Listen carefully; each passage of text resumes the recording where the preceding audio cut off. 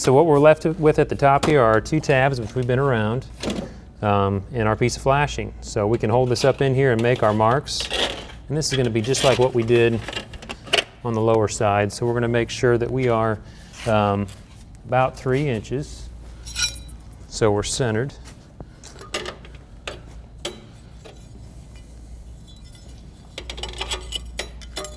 Yeah, we need to go your way a little bit. Right about there. Seems like we're longer here. You got 5. Come back my way. Right about there. So we're centered here on the chimney, and we're going to take and put our mark all the way out flush with the flashing that's underneath.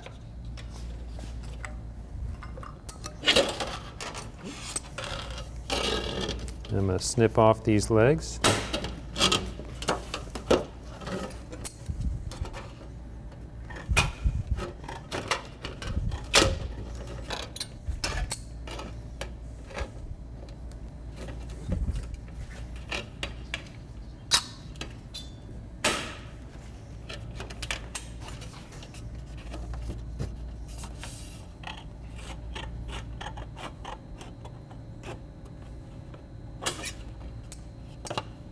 Right. So before we place this, bead a sealant, then we're going to fit this in on top of the other flash like so. And this one we can actually, we'll probably just go ahead and trim this one in place instead of ahead of time. So we're just going to tap this in. And let's get on top of that one there if we can. There's another leg in there. Yeah, got to smash down our open hem on the underneath flashing. And then this should fit in on top of it. Let me use this here. Always critical that this one is on top of what's underneath it. There she goes. So we're in here good. I'm going to take and tap it your way just a little bit. All right. And at this point, we're ready to push it nice and tight and then fold it around.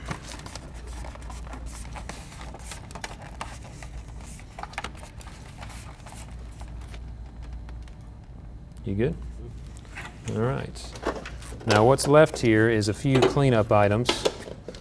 So I want to make sure this looks nice. So I'm going to make sure it's tight. And I'm not quite plumb because this flashing is sloped a little bit. So to make it plumb, take your level in here. Right there is plumb. And the same on this side. Tell me when you're good and tight. Good.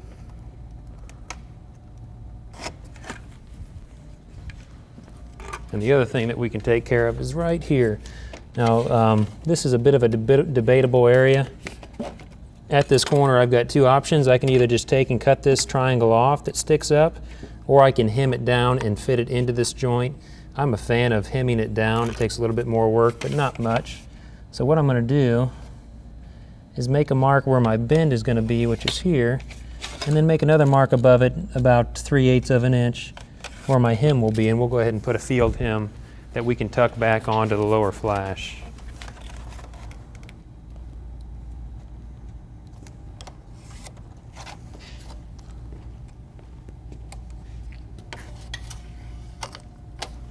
All right, so if you want to cut off the top line, please.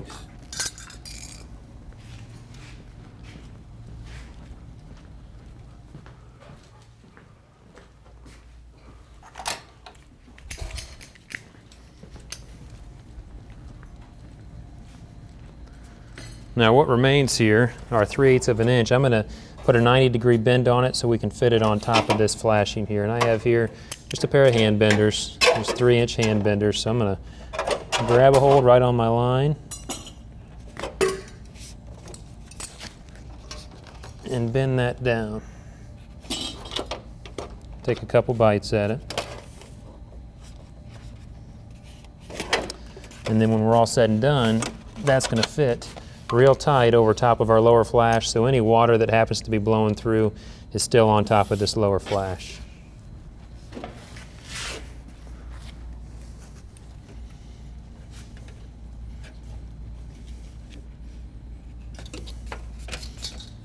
You can cut off that plumb line over there, Carl, too.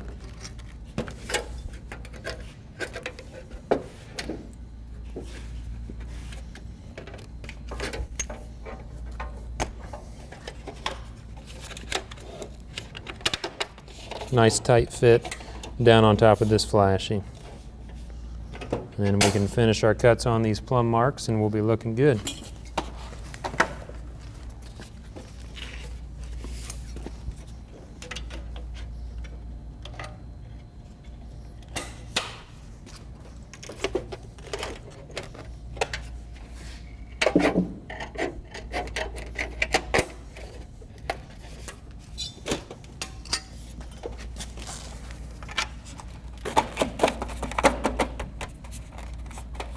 And if your corners are opened up a little bit, just a little tapping with a mallet cleans them up nicely. I'm going to hit that corner a little bit.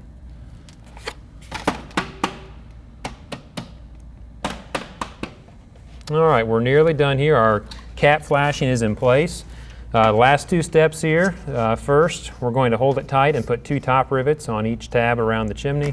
And the final step is going to be a bead of sealant that's tooled to finish off the job.